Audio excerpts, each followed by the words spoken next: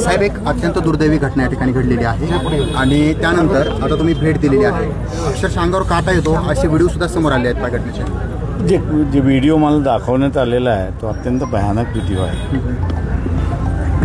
क्रूरता किती असू शकते हे त्याच्यामधनं सर्व दिसतंय. पोलिसांनी दिलेल्या अगोदरच्या कंप्लेंटवरती जर लक्ष घातलं असतं तर कदाचित हे थांबलं असतं अशी परिस्थिती. पोलिसांना आता असताना माझी विनंती आहे की त्यांनी ताबडतोब विटनेसांची स्टेटमेंट घ्यावी, इंडिपेंडंट विटनेसांची स्टेटमेंट घ्यावे आणि फास्ट ट्रॅक कोर्टवरती घेऊन हिचा ताबडतोब निकाल लावून देत यावा. बरं, राजकीय कार्यकर्ते किंवा राजकीय शक्तीचा वापर करून अशा प्रकारे गरिबांना कुठे त्रास देणं किंवा जे कुणावर समजा अटॅक करू शकत नाहीत, वार करू शकत नाहीत अशांना टार्गेट करणं हे अयोग्य आहे.